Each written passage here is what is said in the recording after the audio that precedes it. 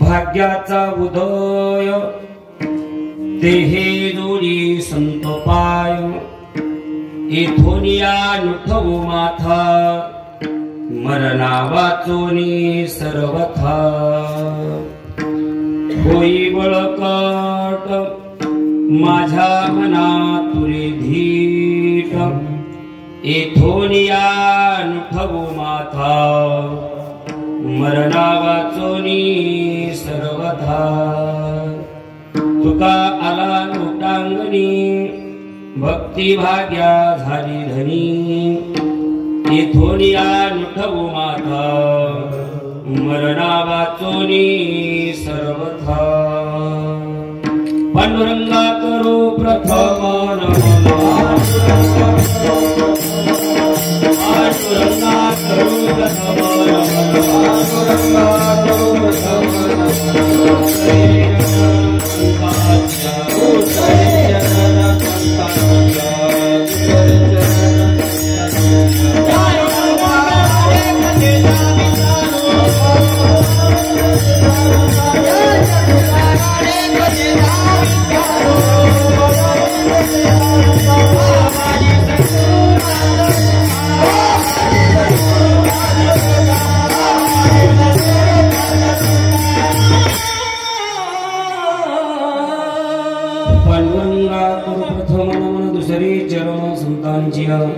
त्यांच्या कृपारानिकतेचा विस्तारू बाबाजी सद्गुरु दास तुका जयांचे केली स्मरण होय सकल विद्येचे अधिकरण तेचे बंधू श्री चरण श्री गुरूंचे ते नमस्कार नियता आता अभिनव वाग विलासिनी चातुर्यार्थ कला कामिनी ते श्री शारदा विश्वमोहिनी नमिली मिया मज हृदयी सद्गुरु जेने कार्यो हा संसार पुरु मनोनि विशेषत्यादरो विवेकावरी आता हृदय फुले चौफाळोनिया भले वरी वरी सौ पाऊले श्री गुरुजी अलंकापुरी रम्य सिंहासनस्थं पदं भोजतेजं स्मृतिक प्रदेशं विदिन्द्रादिदेवे सदा स्तूयमानं समाधिस्थं मृतिं भजिज्ञानदेवं विठ्ठल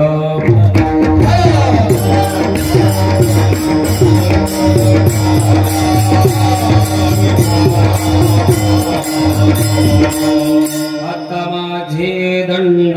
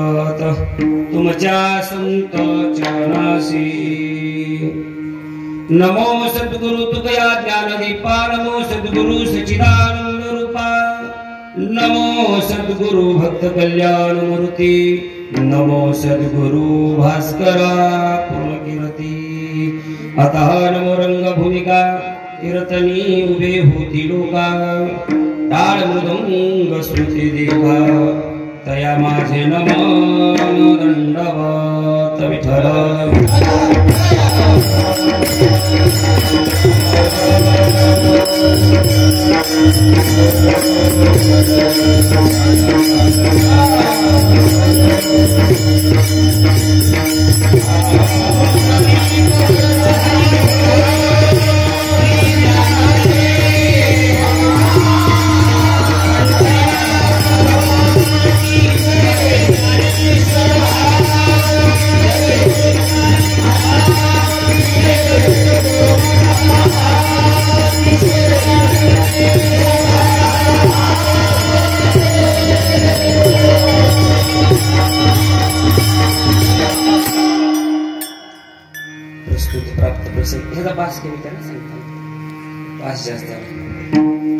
प्रस्तुत प्राप्त प्रसंगी सेवेकरिता निवडलेला अभंग देहूचे सुप्रसिद्ध साधू वैराग्याचे महान मेरू महान भगवत भक्त संत सम्राट विश्ववंदनीय महाराष्ट्र भूषण जगमान्य जगदवंदनीय जगद्गुरु श्री संत तुकोबाराय यांचा अखिल विश्वाला पावन करणाऱ्या चंद्रभागा मातेप्रमाणे असणाऱ्या अभंग संहितेतील अभंग गाथ्यामधील 4092 अभंगापैकी 1505 क्रमांकाचा अभंग सेवेला विढला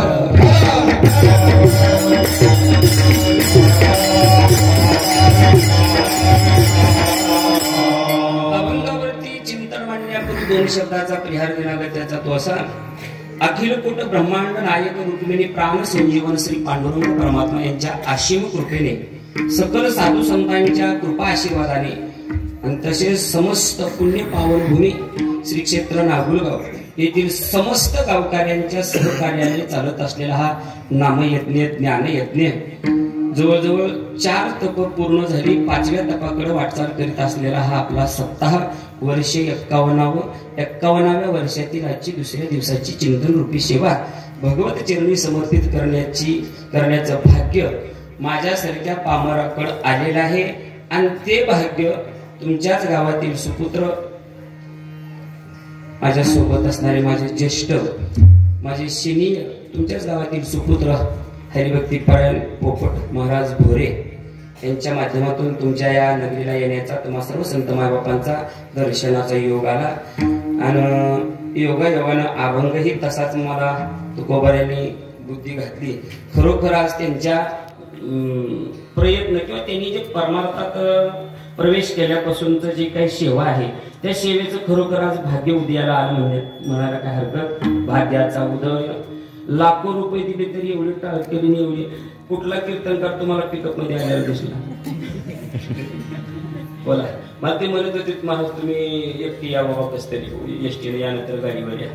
मी म्हणलं हेच माझं गणगोत आहे. मज बहुत गणगोत संतानी महंत वारकरी टमटमन महाराज अशा महाराजांमधला मान्यताचा मी नाही. म्हणून जवळजवळ 22 ते 23 आणि अमृतवाडीवरचे 3 म्हणलं तर 25 टाळकऱ्या सोहित त्यांच्या घराला आज भाग्य आलेला आहे.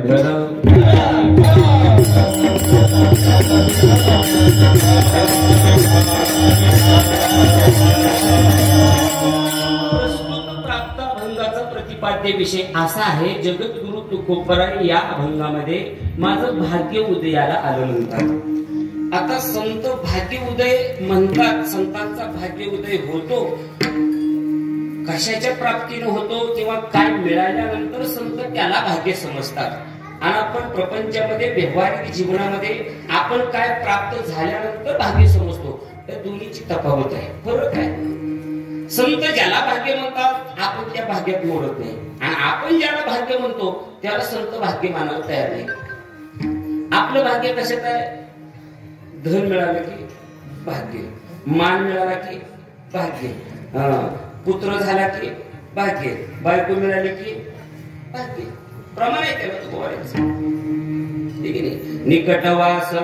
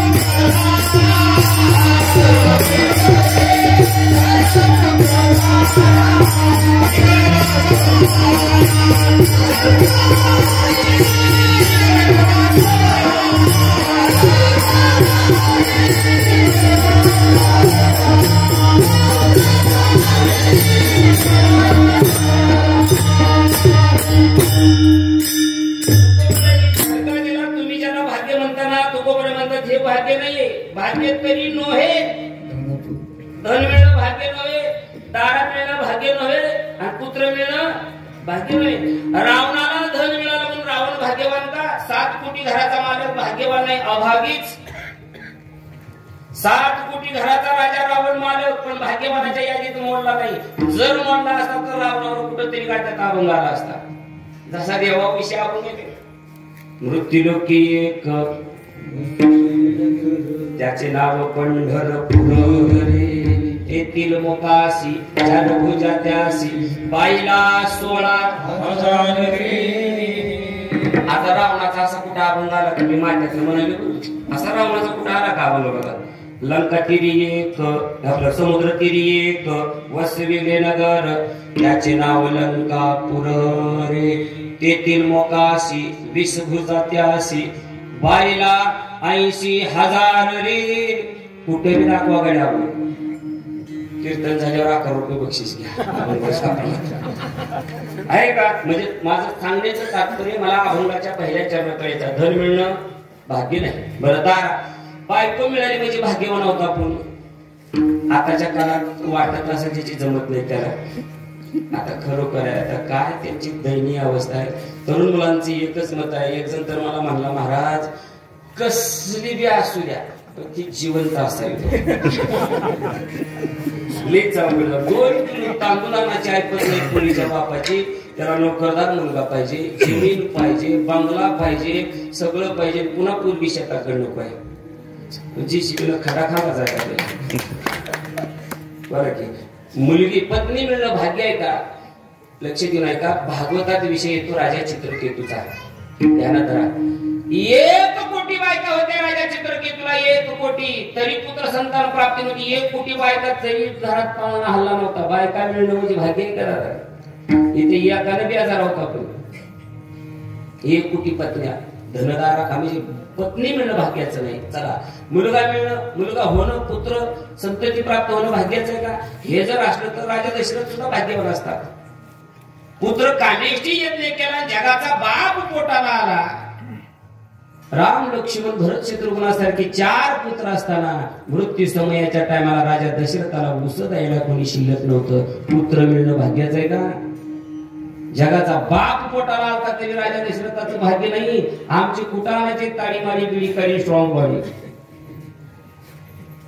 बेरवार सगळं पार करणारे कुटाणाची हे पोरं झाली म्हणजे भाग्यवान आहे का? म्हणून माझा मुद्दा असा आहे, भाग्य तरी नो हे धनपुत्र दारा निकटवास बरा संतापायी. सगळ्यात भाग्य आहे संत दर्शन. संत भाग्यवंत घरी भजन पुण्य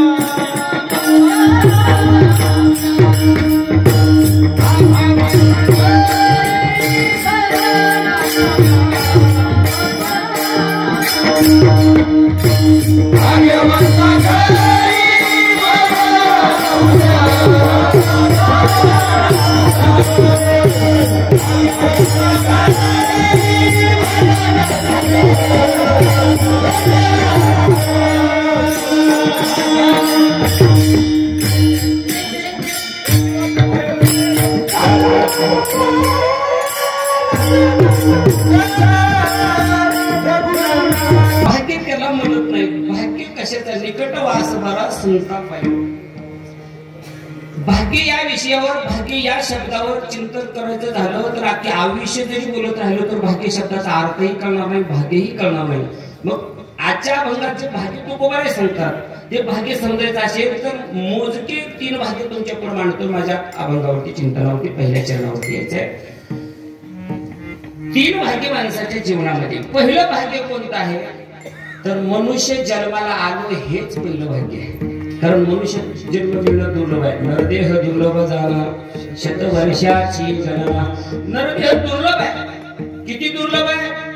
एक योनी, कोटी कोटी फेरा आणि मग लागे वारा. मनुष्य देहीचा एका योनीला कोटी वेळा जन्माला यावं लागतं आणि मग माणसाचा जन्म मिळतो. बरं, हे एक मुद्दा. मनुष्य जन्म मिळण्याकरता अजून एका ठिकाणी महाराज एक सूत्र सांगतात मनुष्य जन्म प्राप्तीचं. महाराज म्हणतात पाप आणि पुण्य समान व्हावं लागतं. पाप पुण्य समान समी तैच पावी जय भूमी. पापाचा आणि पुण्याचा काय पाहिजे?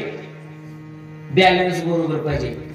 दोन्ही पारडे पाप पुण्याचे बरोबर पाहिजे. आता माझा एक साधा प्रश्न इथं बसलेले सगळे श्रवण करणारे श्रोत्यांना एक साधा प्रश्न.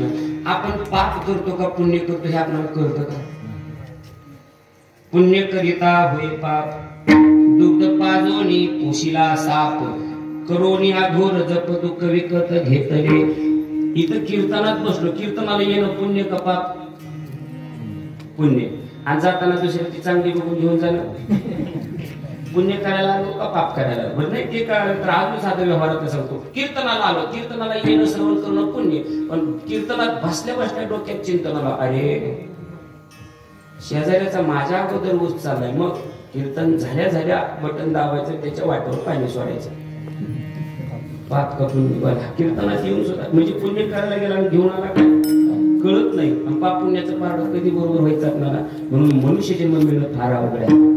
बळे भागवान सुतन पावा, सूर दुर्लभ सब ग्रंथननी गावा. आता त्याला भागवतातली ओवी ऐका. अध्याय क्रमांक 20, श्लोक क्रमांक 17, ओवी क्रमांक 169.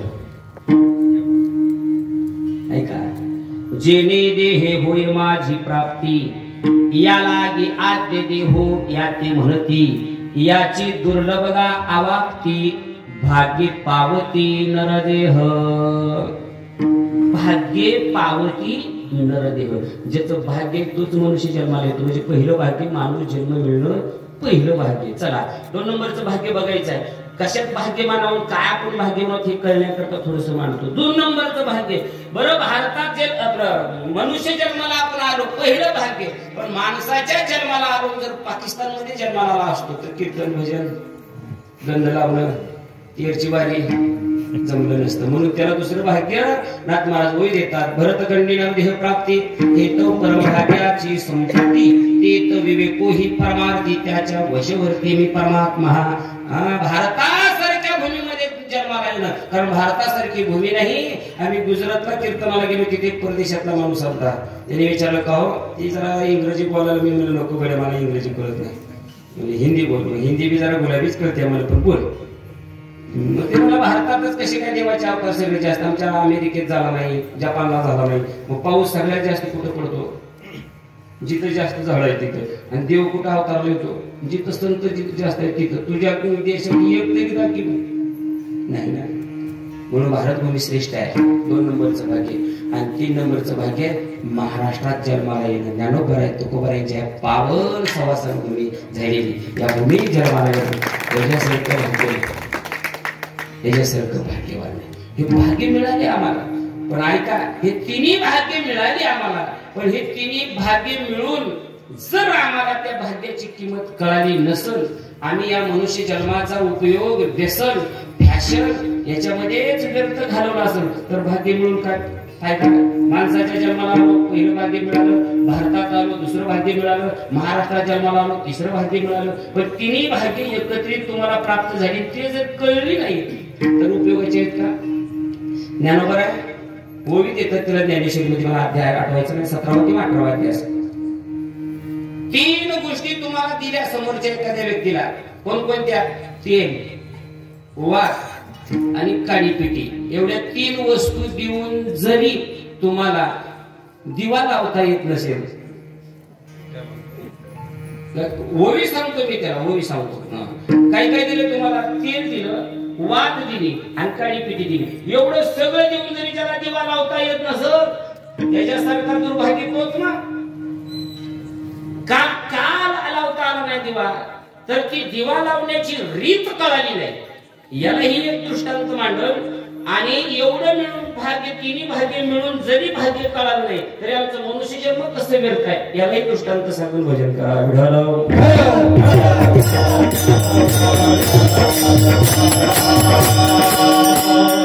तुकोबरा एका प्रमाणामध्ये आधुनिक सांगतात. पहिल्या जुन्या काळात आधुनिक पेटवायचं म्हणले की काय लागायची? गारगोटी, लोखंडाचा तुकडा आणि कापूस. या 3 वस्तू देऊन एखाद्याला जर ती गारगोटीवर लोखंडाचा तुकडा असा घर्षण करून टणत्कार करून आगीने चेतवता येत नसेल, वस्तू मिळून का उपयोग आहे? त्याला हसण्यासारखं काम नाही आपलं, कारण त्याला लावता आलं नाही, त्याला रीत कळाली नाही. रीत नाही कळाली की फजिती होत असते. चुकली रीत झाली फजिती, रीत चुकली की फजिती होते. विनोदासाठी मी दृष्टांत सांगत नाही, मी सुरुवातीला हात जोडून बोलतो. विनोदासाठी दृष्टांत नाही, माझा सिद्धांत काय? रीत चुकली की फजिती होती. कशी होती बघा. श्रावण महिना चालू होता, श्रावण महिना. एका गावामध्ये दररोज सत्यनारायणाची महापूजा राहायची, सत्यनारायणाची. आणि एकाचं घर होतं जरा गाव सोडून बाहेर फॉरेस्टच्या कडेला, ते गावात नव्हतंच, गावाच्या बाहेर लांब होतं. मग त्या घरातली एक ती माऊली एके दिवशी गावात आली. तिनं सहज पाहिलं तर काय ते सत्यनारायणाची पूजा, तो चौरंग मांडलेला, कलश पूजा मांडलेली, देवबाप्पा कृती मांडलेली, लोक ऐकालेले, काय वातावरण वाटलं. आणि त्याही माऊलीच्या मनात काय आलं? सत्यनारायण आपल्या घरी घालावा. रीत चुकलीवर फजिती होती. सत्यनारायण घालावा. तिने त्या देवबाप्पाला, ब्राह्मण काकाला सत्यनारायणाची पूजा झाल्यावर आपला मनोगत व्यक्त करून सांगितलं, काका मला सत्यनारायण करायचं माझ्या घरी. ते म्हणजे तुम्ही राहता कुठं? म्हणजे अमुक अमुक ठिकाणी घर आहे गावाच्या बाहेर. काका म्हणजे सगळ्या तारखा बुक आहेत माझ्या, म्हणजे थोडा बी वेळ नाही का? मग काकाने तिचा भाव बघितलं पंचम. म्हणजे काकी ताई येणाऱ्या रविवारी मला सकाळी 7 ते 8 1 तास वेळ आहे बघा. एवढ्या वेळा जमते का तुम्हाला? तुम्ही कधी यावं काका, मला सत्यनारायण करायचं. तुम्ही कधी या. काका गेले रविवारी पूजेला. आता याला रीत माहिती नव्हती, गावाच्या बाहेर असल्यामुळे ना सत्यनारायण कसा असतो, पूजा काय असते, पाठ काय असतो, काय दोन्ही नवरा बायको निवळ आडदांड. काका गेले पूजेला पंचांग घेऊन, सगळं घेऊन. तर ही माऊली अंगण झाडून सडा टाकत होती शेणाचा. काकाने सांगितलं ओळखलं नाही का ताई अजून? मला गडबड आहे बघा. अहो म्हणजे काका झालंच, स्नान करते लगेच पूजेला बसते. काका म्हणजे तुमच्या अंग होईपर्यंत मला वेळ नाही. मग मालकाची झाली, मग मालकाला घेऊनच पूजा करतो. चालते का तसं? काय नाही, त्यांच्या कमरेला सुपारी बांधली की पूजा चालू झाली. की मग तिला सत्यनारायण करायचं होतं, कुणी करतो कसा ना करावं. मग याला बसवलं पाटावर, पूजा अर्चा सगळी काय साहित्य सामग्री घेतली, कलश पूजा मांडली आणि काका पूजेला बसले. अस्माकं सहकुटुंबानां क्षेम स्थैर्य आयु आरोग्य प्रीत्यर्थ पूजनं करिष्यसि.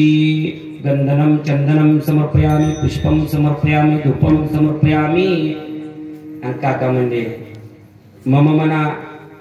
ते आडमुठाड होत, ते म्हणलं मम मना. काका म्हणले डोळ्याला पाणी लावा. ते म्हणलं डोळ्याला पाणी लावा. काका म्हणले तसं म्हणून हो, मी म्हणतो तसं म्हणू नये, माझ्या माग म्हणा. ते बी म्हणलं तसं न हो, मी म्हणतो तसं म्हणायचं नाही, माझ्या माग म्हणा. काका वैतागले. काका म्हणले एवढे सत्यनारायण केलो बाबा, पण असला आडमुठ कुठे भेटलं नाही. ते बी म्हणाले एवढे सत्यनारायण केलो बाबा, पण असला आडमुठ कुठे भेटलं नाही. काकाला आला वैताग. काकाने म्हणले आता ह्या माणसाचा समाचार, अरे काय मूर्ख आहेत म्हणजे. ते बी काकाला म्हणते काय मूर्ख आहेत. जे लागली दोघाची सत्यनारायणाची पूजा चालू झाली. तिची शेजारी नाडी हरभरा काढायला जायचं होतं. म्हणजे काकी यायचं नाही आज काढायला. ते म्हणजे आमच्या घरी सत्यनारायण आहे. आणि तुम्ही तर सारवायला लागले बाहेर. नाही म्हणजे मध्ये चाला, तुम्हाला मी पूजेत सहभागी व्हायचं असलं तर भाग. तिनं वाकून बघितलं तर ती काकाच्या छातीवर बसली आणि दणके चालत. म्हणजे तुझा सत्यनारायण तुझी पूजा बाई, मला जाऊ दे काढायला. ती गेली निघून. आता ते काकाचं शरीर काय, पण ह्या आडमुठी गावाच्या बाहेर आले ते ऐकते का. असा निभाव घेतला काका. कसं तर ते धोतर पंचांग सावरत काका घरी आले. काकी घरी वाट बघत होत्या. पिचकतच यायले होते. काकीने म्हटले काय झालं. लय सत्यनारायण घातली मला, असलं घर कुठं मिळालं नाही. काय झालं.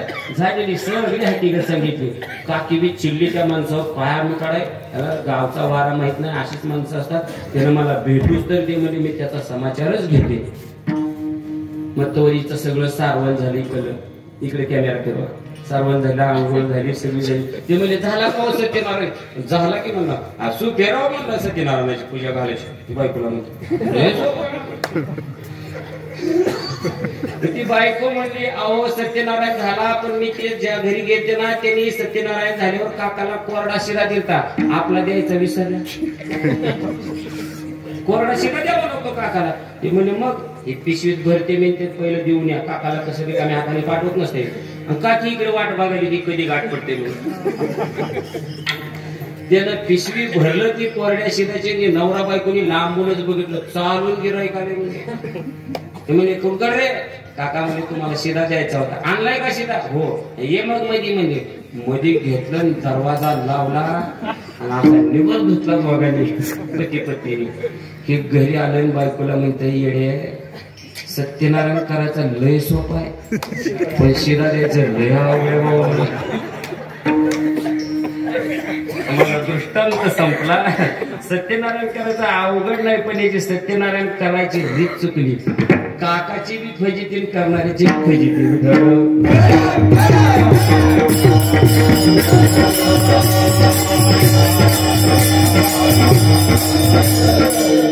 हे तिन्ही भाग्य मिळून जरी आपल्याला कळाले नसतील आणि या भाग्याचा आम्ही उपयोग करून आपलं जीवन सार्थकी लावलं नसेल तरी सुद्धा आम्ही दुर्भाग्य आहोत. ज्ञानोबांनी 9033 ओळी दिल्या ज्ञानेश्वरीमध्ये आणि 3500 दृष्टांत दिले. काय ज्ञानोबांची बुद्धिमत्ता. आणि ज्ञानेश्वरीमध्ये 1.25 लाख शब्द आहेत. 1,25,000 शब्द आहेत. काय 1,25,000. कारण ज्ञानोबांच्या मातोश्रीने विठ्ठल पंत ज्यावेळेस संन्यास घेऊन निघून गेले, आपले मालक परत यावे याकरता सुवर्ण पिंपळाला किती प्रदक्षिणा घातल्या. 1.25 लाख प्रदक्षिणा घातल्या. आपल्या आईची खून जगाला दाखवावी. मातृप्रेम प्रकट केले ज्ञानेश्वरी मधून दादा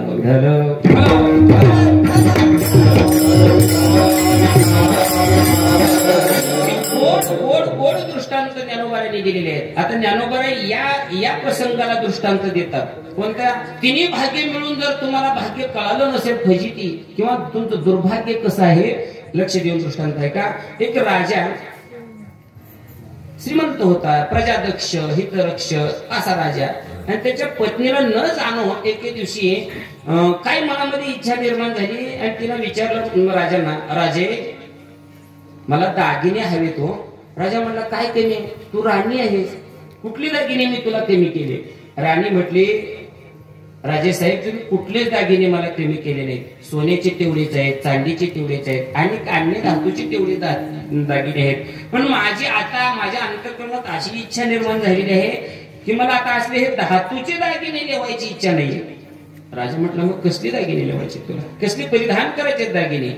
त्यावेळेस त्या राणीने सांगितलं, राजन मला कापराचे दागिने पाहिजेत. लक्ष द्या, कशाचे? कापूर. कापूर पण जो आपण देवाला आरतीला वापरतो तो कापूर नाही बरं, त्या कापरापासून दागिने तयार होत नाहीत, तो वेगळा कापूर असतो. आता बालहट्ट, राज्यहट्ट, स्त्रीहट्ट. स्त्रीहट्टापोटी राजाने ती कबुली दिली, मान्य केलं आणि आपल्या पत्नीला दागिने बनवण्याकरता परराज्यातून परदेशातून कापूर मागवला. कशा करता? दागिने बनवण्याकरता कापूर मागवला. पण आता कापराचे दागिने बनवणारा कलाकार तर पाहिजे ना, तसा सोनार तर पाहिजे ना. बाकीच्या धातूचे दागिने बनवून पण कापुराचे दागिने बनवायचे. राजानं दौंडी पिटवली, जो कोणी कलाकार असेल कापुराचे दागिने बनवणारा त्यांनी राजाची भेट घेतली. एका भागामध्ये एक माणूस होता, एक कलाकार होता, तो कापुराचे दागिने बनवत होता.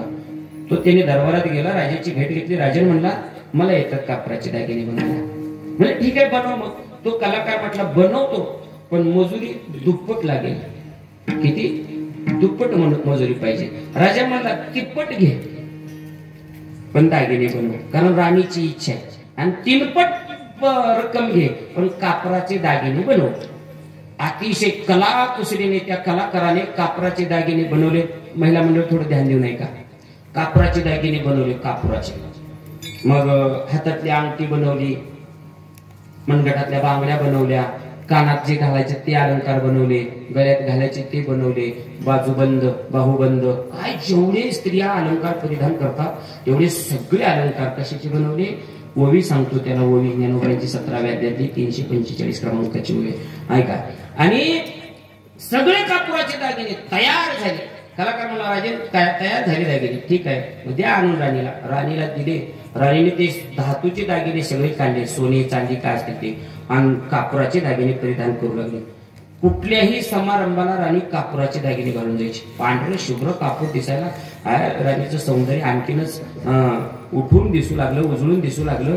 आणि त्या दासीला मोह झाला. राणीच्या दासीला काय मोह झाला? आपणालाही एक दिवस जर कापराचे दागिने मिळाले तर कशी वाटतील आपल्या अंगावर. कोणीही कोणती इच्छा निर्माण करून उपयोग नाही. ती राणी होती, आपण नोकर लोकांची सेवा करणारी. कोणी आपला अधिकार पाहून इच्छा निर्माण करावी माणसानं, अधिकार पाहून. पण एके दिवशी तिनं राणीचा मूड पाहिला. मूड काम करून द्यायचं असलं की समोरच्याचा मूड पाहावा 1 आणि समोरच्याची स्तुती करावी 2. आपलं काम करायचं असतं स्तुतीच करायची.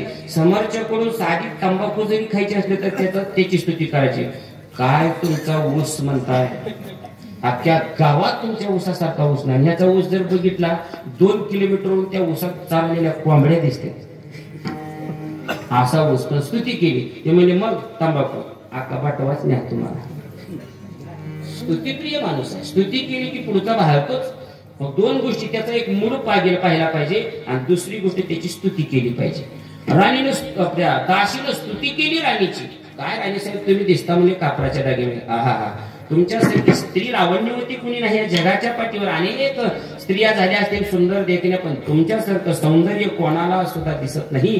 काय राणी साहेब, काय राणी साहेब. राणी खुश झाली. पहिला मोका साधला. राणीचा मूड पाहून राणी वश केली दासीनं आणि हळूच आपला प्रस्ताव पुढे सरकवला. राणी साहेब माझी एक इच्छा आहे. हो काय इच्छा आहे? तुमचे कापराचे दागिने एक दिवस पाहिजे होते मला. का ग का? अगं मी दागिने कुठल्या शुभ कार्याला, मोठ्या समारंभाच्या ठिकाणीच घालते मी. तुझ्या घरी काय असा कार्यक्रम आहे? ती म्हणजे पुढच्या मंगळवारी आमच्या घरी कार्यक्रम आहे. कशाचा? 7 आसाराच्या सुवासनी घालायच्या. कशाच्या सवासनी घालतेल्या, मुरकाटणी घालतेल्या सांगता येत नाही. हे सुवासिनी, हे सवाशे. सवाशा उरपाटी चड्डी घालून आला. वार सवाशे असू द्या चला. आणि मग माझ्या घरी कार्यक्रम आहे हळदी कुंकुवाचा, सुवासिनी भोजनाचा कार्यक्रम आहे आणि मला तुमचे दागिने एक दिवस पाहिजे. राणीला सांगितलं ठीक आहे बाई घेऊन जा, पण एक सांगते ऐक, सांभाळून ने आणि सांभाळून परत कर. का? हे दागिने आहेत कशाचे? कापराचे दागिने. आणि याला माझ्या मालकानं दुपटीपेक्षा तिप्पट किंमत देऊन बनवून घेतले. त्यामुळे व्यवस्थित ने आणि व्यवस्थित जशाच तसे आणले. ते म्हणजे जसं नेले तसे परत करते. तिने ते दागिने घालून घेऊन गेली. सकाळीच दागिने घातले. अख्ख्या गावात तिला मिरवायचं होतं.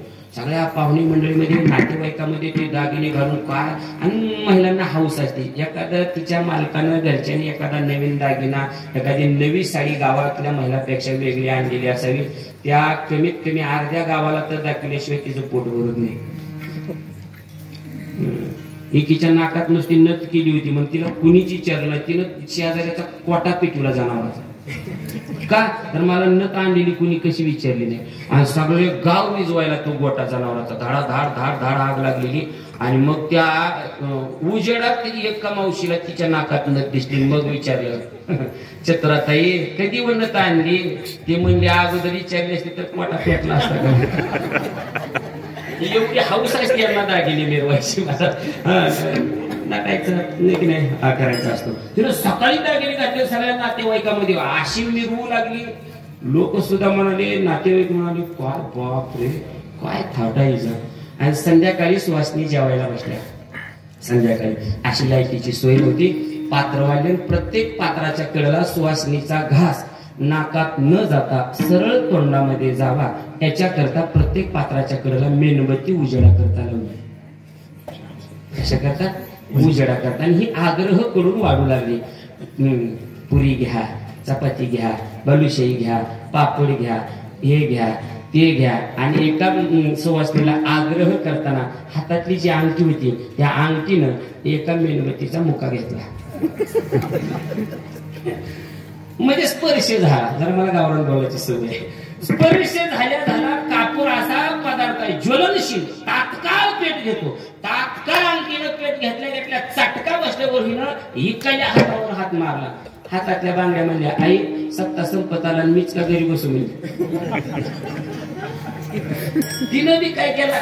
पेट घेतला हातातल्या बांगड्या. हातातल्या बांगड्यांनी पेट घेतले होते. म्हणजे असं का व्हायले म्हणून असं केली. मग हे गळ्यातले बी म्हणजे आम्ही बी सहभागी शेवटचा असा. आणि धाड धाड धाड धाड धाड धाड धाड कापूर पेटला. आणि बिगर रॉकेलची बाई जळून मेली. दृष्टांत संपला. लक्ष द्या. दागिने बनवायचा कापूर मिळाला नाही का? उत्तर द्या. मिळाला नाही का कापूर? कापूर मिळाला. कापराचे दागिने बनवणारा मिळाला नाही का? मिळाला. कापराचे दागिने बनले नाहीत का? बनले. पण वापरायची अक्कल नसल्यामुळे बाई जळून मेली. तिला हसायचं काम नाही. माणसाचा जन्म मिळाला, भारतात मिळाला, महाराष्ट्रात मिळाला, पण कळाला नाही. जशी बाई जळाली तशी व्यसनात आमचं आयुष्य जळाले.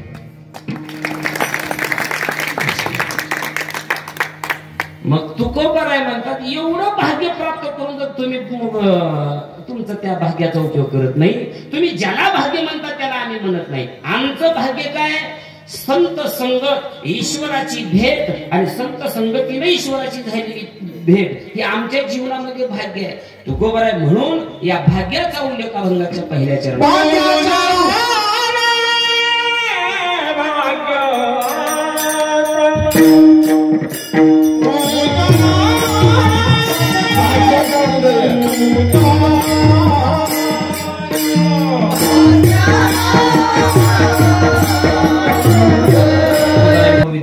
परी कापुराचे खरीव आणून देईल दैव, लेवो जाणण्याची आळव तेत असे बापा. ज्ञानोबा देतात 17व्या अध्यायामध्ये. तसं तुकोबाराय म्हणतात आमचं भाग्य उदयाला आलं. कशानं? काय प्राप्त झाले? तुकोबाराय भाग्याचं उदय म्हणतात. ते हे जोडी संत पाय. संत प्राय म्हणजे संतांची भेट, संत प्राप्ती झाली. खऱ्या अर्थानं त्या दिवशी आमचं भाग्य उदयाला आलं. आणि खरोखरच तुमच्याही जीवनात ज्या दिवशी संतांची भेट होईल ना, खरं भाग्य होईल. उजळले भाग्य आता अवघी चिंता वारवी. चिंता वारून जाते मला. खरं भाग्य आहे. मग मला सांगा, संत भेटीमध्ये भाग्याचा उदय आहे, पण संत सहजासहजी भेटतात का? पहिला मुद्दा आहे. संत सहजासहजी भेटला असते तर सगळ्याच भाग्य उदयाला आलं असतं. संत बहु अवघड आहे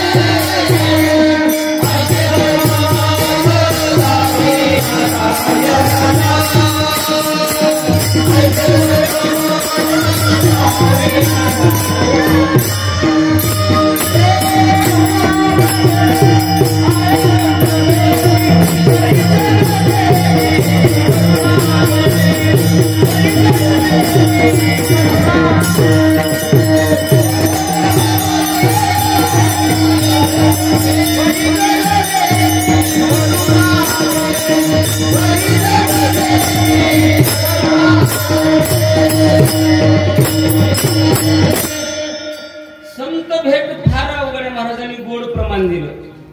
कारण प्रमाण असा असावं गोड. आणि कधी महाराज म्हणतात बहु अवघड आहे संत भेटी. एवढंच बसतं आपल्याला. बरी जगजेठी करुणा केली. आता तो जगजेठी कोणावर करुणा करेल हे सगळे बसत नाहीत. पण बहु अवघड आहे संत भेट. संत भेट अवघड आहे. किती अवघड आहे. न भेटणाऱ्या अशक्यातल्या अशक्य गोष्टी मिळतील, पण संत भेटत अशा कोणत्या गोष्टी आहेत का? आहेत, बरोबर आहे. चंद्रामृत सुखे सेवगे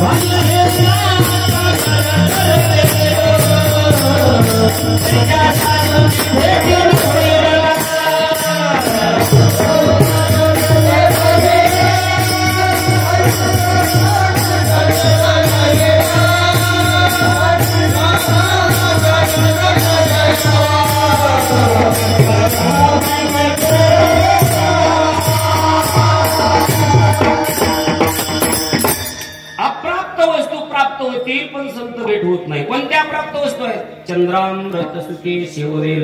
चंद्राचा अमृत कोणी पाहिले हातवरी करा. कीर्तन झाल्या झाल्या 11 रुपये बक्षीस देतो लगेच. अति सुद्धा लय झालं मग 2 रुपये तुम्हाला ते जास्त वाटत. चंद्रामृत कोणी पाहिले? पाहिलं नाही म्हणून ते नाही असं म्हणता येत नाही. कारण चंद्र अमृत सायंकाळीच्या वेळी चंद्रप्रकाश त्यातून अमृत प्रसवत असतं आणि वनस्पतीची वाढ होत असते. ते अमृत सुद्धा महाराज म्हणतात सुखे सेववेल. बरं, असता जाता नवी धरवेल. असता म्हणजे अस्तमानाला चाललेला सूर्य जागेत थांबवता येईल. थांबवलाय शांडिलीने. पतिव्रता होती महाराज. पतिव्रता कारण ती पतिव्रतीमध्ये ताकद असते. तुका म्हणे पतिव्रता अंजीची देवावरी सत्ता. पतिव्रता कोणाला म्हणावं? जी पतीची या मता अनुसरून चाले पतिव्रता. त्या शँडिलिनीच्या मालकाला शाप होता. सगळी कथा सांगितलं तुम्हाला सगळ्याला माहिती आहे. कारण ते रोगी होतं महाराज, महारोग होता. आपण त्या बिचारीची वेशेवर इच्छा गेली, त्यानं प्रगट करून दाखवली, अगं मला ती वेशा आवडते. मालकाची इच्छा पूर्ण करण्याकरता त्याला टोपल्यात घातलं आणि तिला घेऊन जाऊ लागली वेशेकडं. वाटेत मांडवी ऋषीला सुळावर दिलं होतं आणि सुळाला धक्का लागला याचा. मांडवी ऋषी सुळ हल्ला, वेदना वाढल्या. मांडवी ऋषीने शाप दिला, ज्याचा कोणाचा धक्का लागलाय तो सूर्योदयाला मरण पावल. ती पतिव्रता होती. ती टोपलं खाली ठेवलं, पानाचा द्रोण केला, त्यात पाणी घेतलं आणि कपाळावरचं कुंकू काढलं, पाण्यात मिक्स केलं, बोट बुडवलं, असं केलं. सूर्य जाग्यात थांबला. सूर्य भेट होता पतिव्रतेच्या कुंकाच्या पाण्याला, टिकलेला नाही. आणि पाया पडून तुमच्या मुलासारखा मी मायानो कोण कोण जेवढ्या टिकलेल्या होता असं तुमच्या हात जोडून नंबर विनंती, टिकलेले येऊ नका. तुम्ही टिकलेले एवढ्यामुळे आमच्या घरात सुद्धा भांडण झालं. तुम्ही म्हणता आम्ही ज्या टिकलेली तुझ्या काय घरात भांडण झालं? एका गावात कीर्तनाला गेलो आणि एक टिकलीवाली मावशी पाया पडायला आली आणि पाया पडताना तिची टिकली धोतराला चिकली माझ्या. आणि घरी गेलो ते धोतर काढलं. सकाळी आमच्या घरच्यांनी ते आपलं धुवायला काढलं. सगळे कपडे धुतले पण धोतर अशी घेऊन बसली मी. म्हणजे कीर्तनाला जाता? मी म्हणलं हो. कीर्तनाला जाता का? मी म्हणलं हो. हा जुलूम माया. नंतर जेवढ्या टिकल्यावल्या त्यांनी महाराजाच्या पाया पडायला येऊ नका. गळे शपथ सांगतो, आमच्या घरात ह्या फिरू नका.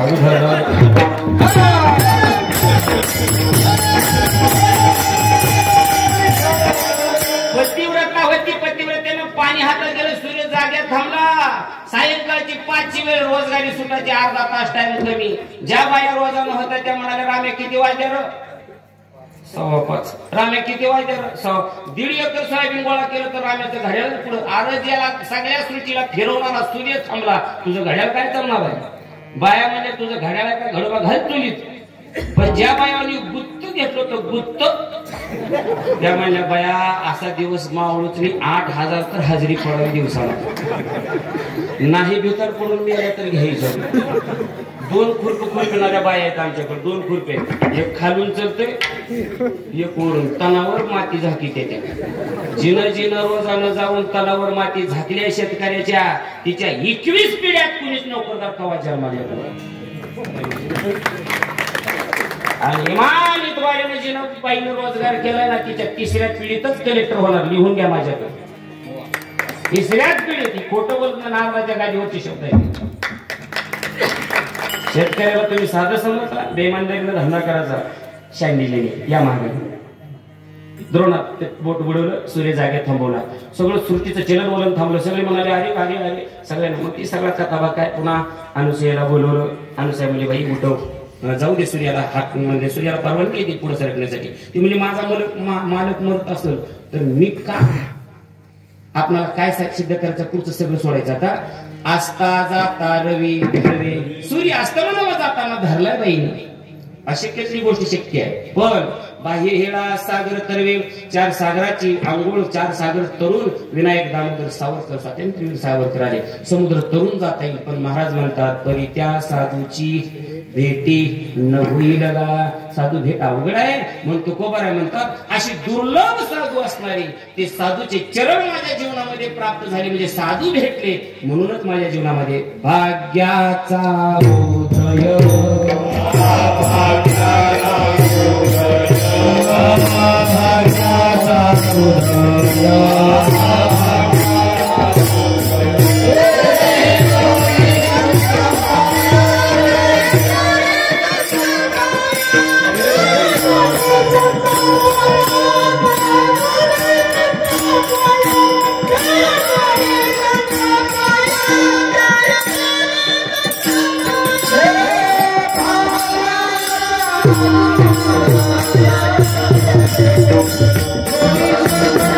Oh,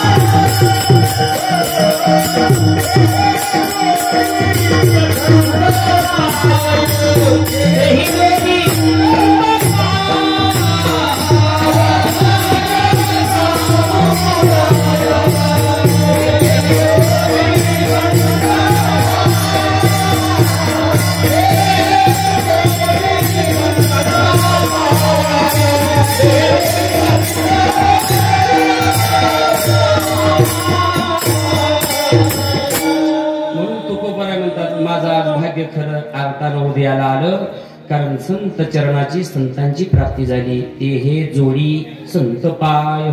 पाय म्हणजे स्वरूप, नुसते पाय मिळाले म्हणजे भाग्य नाही, म्हणजे पाय प्राप्त झाले म्हणजे संतांचं स्वरूप संत भेटले, म्हणून भाग्य उदयाला आलं. भाग्याचा उदय. लगेच प्रश्न केला साधकांनी, महाराज तुम्हाला तुमच्या भाग्याचा उदय झाला आणि संत चरणाची प्राप्ती झाली, तुम्ही काय केलं? अभंगाचं दुसरं चरण.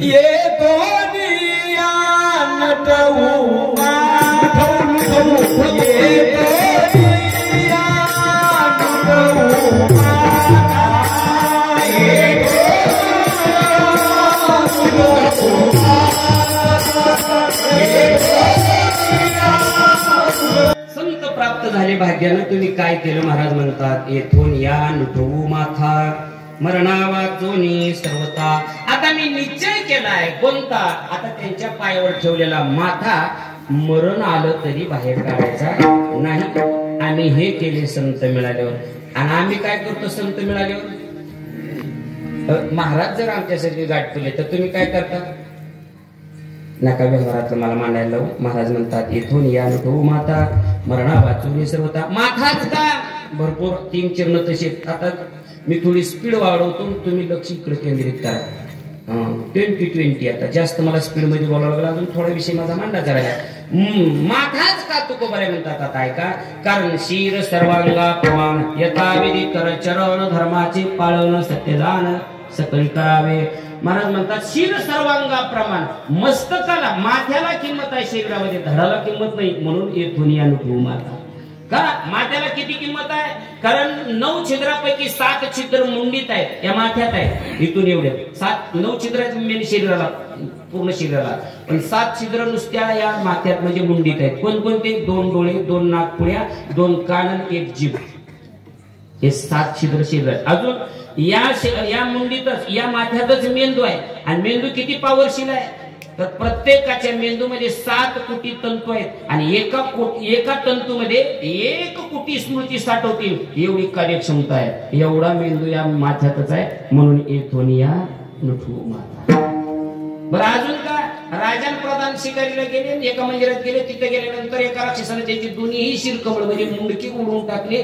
आणि त्या राजाच्या राणीला प्रधानाच्या राणीला कळालं, दोघं आपले पती मेलेत. त्या दोघी आल्या आणि त्या देवीची प्रार्थना केली. 7 दिवस प्रार्थना केली. देवी प्रसन्न झाली. म्हणजे काय पाहिजे? आमचे मालक तुमच्या समोर पडलेत, कुणीतरी त्यांचे मुंडके तोडलेत. हो. देवी म्हणले मुंडके जोडा. ह्या दोघीने उचलले मुंडके, धडाला लावले. झोपेतून उठावे तशी ती देवी तसली होती महाराज, खतरनाक. उठले झोपेतून, पण घोटाळा असा झाला, राजाचं शिर प्रधानाला आणि प्रधानाचं शिर राजाला गेलं. ह्या दोघी म्हणजे आता मालक म्हणून कोणाचा शिकार करायचा? धड त्याचा आहे, शिर त्याचा आहे. धड त्याचा आहे, शिर त्याचा आहे. परत देवीला विचारलं, आई साहेब लय घोळ झाला का? मुंडके बदल झाले. आई म्हणजे तुमची ओळख चेहऱ्याहून आहे का धडावून? आता महाराज तुम्ही आज सगळ्या गावातल्या बघितला माझा चेहरा, आणि मागून बघितलं ओळख चेहराच बघावा लागतो. म्हणजे जे शिर त्याचा आहे ना ते पती माना. म्हणून येथून या नुठवू माथा. पण हे निश्चय केलेला तो मनाला धीर द्यावा लागतो. मनात असेल तर निश्चय होतो, आणि मनाला धीरपणा द्यावा लागतो. मनात जर धैर्य नसेल तर कोणताच निश्चय कडला जात नाही. बघा रोग सुद्धा मनाच्या निर्धारावर आहे. 90% आजार मनाच्या आधारावर जातो. कोरोना काळात झालेल्या कितीतरी घटना आहेत. एक ऍडमिट झालं, पॉझिटिव्ह निघालं, आणि त्याला ऍडमिट केलं. ती सिस्टर सलाईन लावत होती. हे खाटावर झोपलं होतं, लक्ष देऊ नये का? सिस्टर सलाईन लावत होती, खाटावर झोपलेलं. सिस्टरीनं गप मारावं का? ती म्हणजे काका म्हणजे का हो? त्या खाटावर आतापर्यंत 18 मेलेत बघा. तुमचा 19 मनाला निर्धार पाहिजे, मनाला धैर्य पाहिजे. कुठलीही कृती करायचं असेल तर मन बळकट पाहिजे, म्हणून तिसऱ्या चरणात महाराज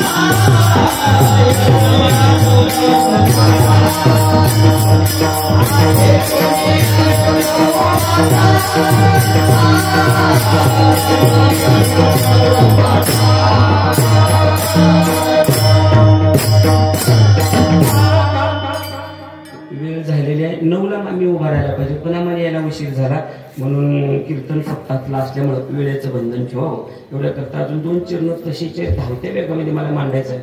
6 मिनिटं कमी 11ला. म्हणून महाराज म्हणतात, आता संतांच्या पायावर माथा ठेवलाय, तो न उचलण्याचा मी निर्णय केलाय. मना तू आता बळकट हो, इथून बाहेर काढायचा प्रयत्न करशील, चुळबुळ करशील. बघ म्हणजे कीर्तनात बसलेल्या माणसाचं आता बरीच जण अशी करावी, काऊर किती गा काऊर किती दुखा लागले. आणि 11 वाजायचे मधलं भजन घेतलं नाही अजून. एकदम मधलं भजन शेवट चालते. ऐका, होई बळकट माझ्या मनात तुरी धीट. मन धीट असेल तर कसलंही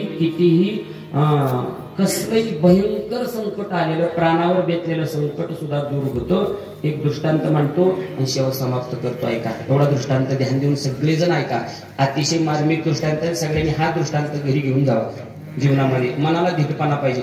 मन जर बळकट असेल, मनात धैर्य असेल, कितीही संकट असू द्या, प्राणावर बेतलेला प्रसंग असू द्या, पण तो निपवून नेता येतो. एवढ्या करता मला दृष्टांत मांडायचा आहे. होई बळकट माझ्या मनातून. तुकोबारांनी विचार सारख्या तुकोबारांना सुद्धा प्रश्न पडलाय. मनाला बळकट होण्याकरता तुकोबाराय सांगतात, आपली तर सामान्य मन आहे, तर सामान्य माणसावर. म्हणून मन बळकट असल्यावर, मन धीट असल्यावर कसा प्रसंग टळतो हा सिद्धांत. आणि त्याला दृष्टांत ऐका, मार्मिक दृष्टांत आहे. एका शेळ्या राखणाऱ्या माणसाचा, तो शेळ्या राखताना घरी आपल्या दिवस मावळीला घरी घेऊन येत होता. आणि येत असताना प्रसंग असा घडला, त्या शेळ्यातल्या कळपातून एक बोकड चुकला. बाकी सगळे शेळ्या घरी आल्या आणि एक बोकड चुकला, तो अरण्यात चुकला. पण त्या अरण्यात एक वाघाची गुहा होती. न जायच्या त्या ठिकाणी तो बोकड गेला. आता तिथे गेल्यावर मरूनच आहे. वाघ जर आला तर बोकडाला खाल्ल्याशिवाय राहत नाही. बोकड गुहेमध्ये गेला, थोडे वेळ थांबला म्हणजे, आणि मग त्याच्या लक्षात आलं की आपण वाघाच्या गुहेत आले आणि समोरून वाघ यायची चाहू लागली. बोकडाने विचार केला, आता मी गुहेच्या बाहेर जातोय तरी हे खाते आणि मध्ये बी राहिलो तरी. आता आपण आपल्या मनाला काय केलं पाहिजे? धीट केलं पाहिजे. निश्चय करण्याकरता त्या मनाला बळकटी दिली, मनाला बळकट केलं पाहिजे. म्हणून बोकडानं मन बळकट केलं. वाघ येतोय, वाघानं पाहिलं तरी एका झापेमध्येच तो आपल्याला घास करतोय. आता आपल्याला याच्या तावडीतून वाचायचंय. आपणच मनाला काहीतरी सावरलं पाहिजे, धीटपणा दिला पाहिजे. म्हणून तो बोकड आता काय करावं, काय धीटपणा द्यावा या विचारामध्ये आहे. आता फक्त एकच पाऊल गुहेत पडण्याकरता अंतर कमी आहे. एक पाऊल टाकला लगेच बोकड वाघाला दिसणार आहे आणि लगेच खाऊन टाकणार आहे.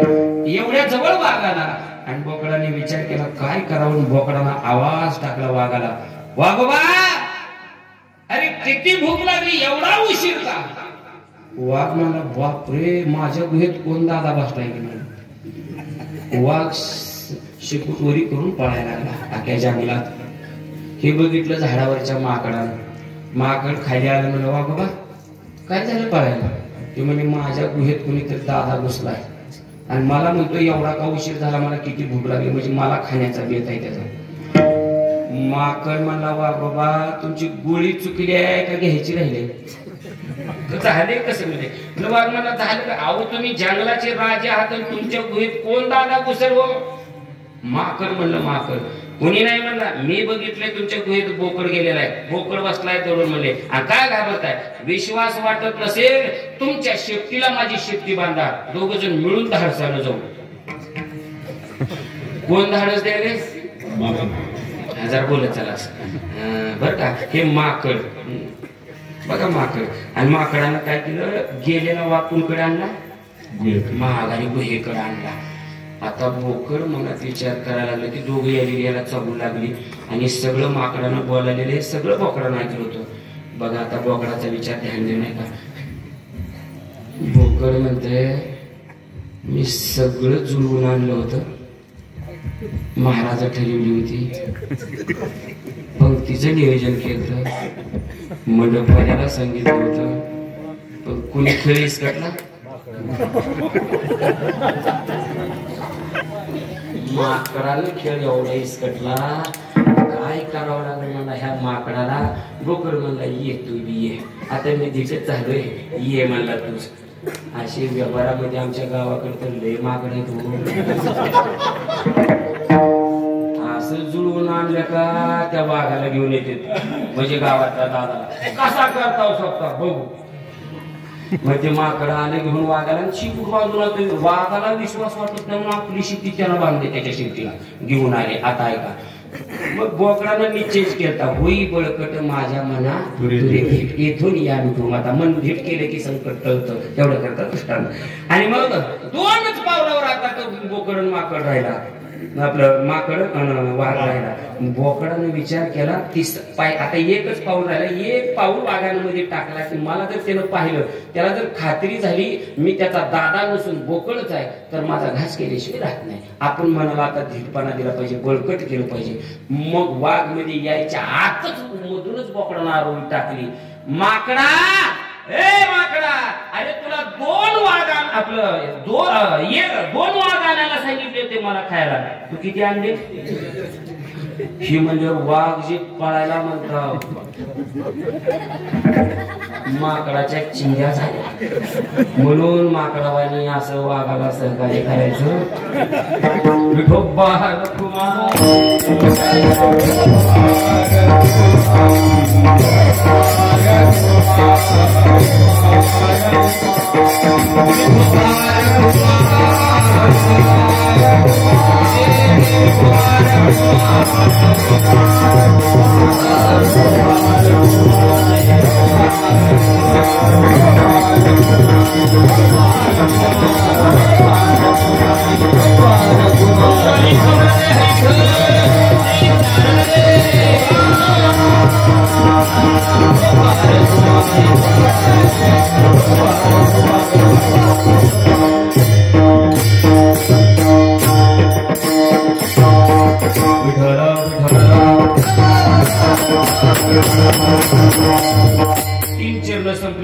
निश्चय करतात मनाला होई बळकट माझ्या मनात तुरे धीट. आणि मनानं धीटपणा केला बळकट मन झालं. तुकोबाराय म्हणतात ज्या दिवशी मग दुसरा प्रश्न एकाने विचारला तुकोबाराय काहो संत भेटले तुमचं भाग्य उद्या आलं तुम्ही त्यांच्या चरणावर माथा ठेवला. नुसता माताच त्यांच्या चरणावर ठेवला बाकीच्या शरीराचं काय केलं. तुकोबाराय म्हणतात ते शरीर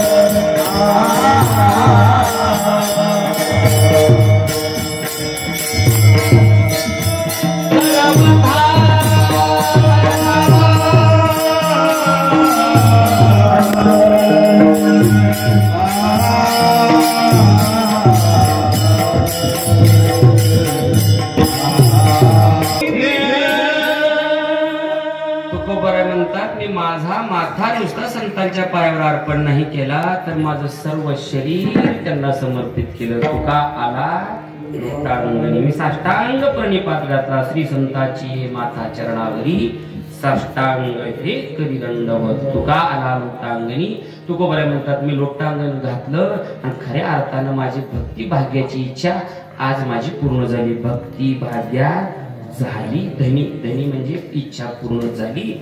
असा सरळ अभंगाचा चिंतनाचा भाग तुमच्या पुढे मांडला ज्ञानेश्वर.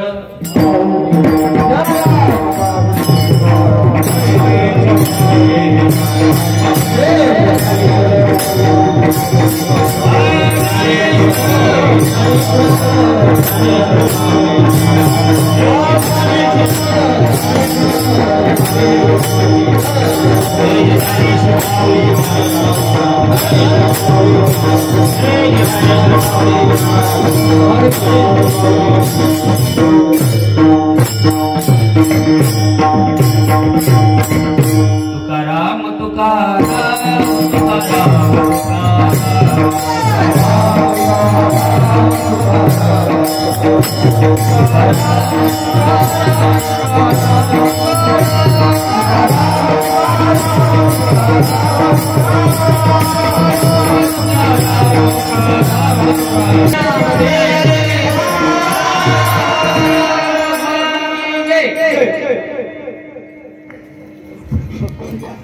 अमृतवाडी पाटोदा. मांडलेला भावार्थ असाच असेल असा माझा आग्रह नाही. तुकोबऱ्यांना अजून काही वेगळं सांगायचं असेल जाता जाता पुनश्च एकदा सगळ्यांचे आभार. उपस्थित सर्व टाळकरी श्रोतृवर्ग मृदंगाचार्य गायनाचार्य माझ्यासोबत आलेले वडाळा आपलं पाटोदा बरंगा बेंबळी शिंदेवाडी माऊलीनगर तरी अजून 6 ते 7 गावची लोक यायची राहिली. आणि गावकऱ्यांच्या माहितीसाठी सांगतो त्यांनी काय मला पैसे दिले नाहीत त्यांचा मोठेपणा सांगण्याकरता. तुमच्याच गावात मला नाव घेतलेले माझे सिनियर आहेत कामामध्ये पोपट वरे. जेवढी ही गाव आहे 10-15-20 गावाचा आमचा परिसर आहे. ड्युटी करत करत ते कार्यक्रमाला या गावाला उपस्थित असतात म्हणून हा त्यांच्या प्रेमाकरता समाज आला. पैसे तुम्ही एवढं लाख रुपये पैसे देऊन मी म्हणलं तर कोणते भजनी येत का नाही मला नाही माहिती. किती टाळकरी किती आहा पैशाला कोणी विचारत नाही पण प्रेम महत्वाचं आहे आणि उसना व्यवहार आहे. आपण घेतात ते येतात म्हणून झालेली सेवा पांडुरंगाच्या चरणी समर्पित करतो. बोलता बोलता बोलण्याच्या एका ओघामध्ये एखादा शब्द अगोदर गेला असेल अपशब्द गेला असेल लहान लेकरू समजून क्षमा करा. तुमचंच आहे समजा ज्याला 2 पोर असतील त्यांनी मला 3रा समजा माफ करा. ज्याला 1च असेल त्यांनी 2रा समजा माफ करा. ज्याला नसलच त्यानं तुमचाच समजा माफ करा. पण आधी 7-12 माझ्या नावावर करून मग किंबहुना तुमचे केले धर्म कीर्तन सिद्धे नेले येत माझे जेवरले पायी कपळ पायाच्या प्रसाद काही बोलेलो विनोदे मजा क्षमा करुणे संतीनो हे देवतीनो हे हा उपदेश तुमचे बडबडिलो शेष तुमच्या कृपेचे पोसणे जन्मोजन्मी तुका मने विभवजे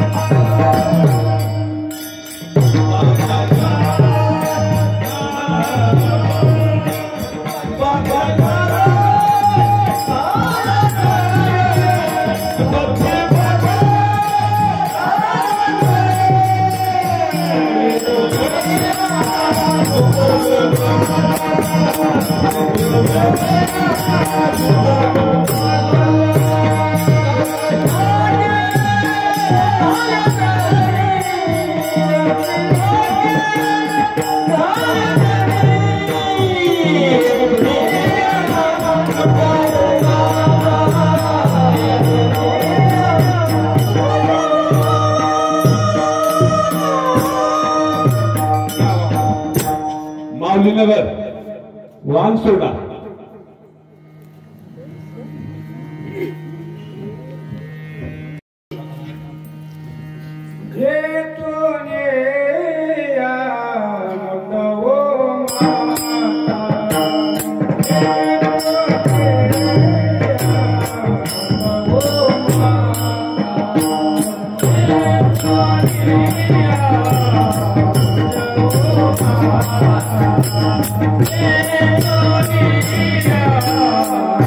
Oh,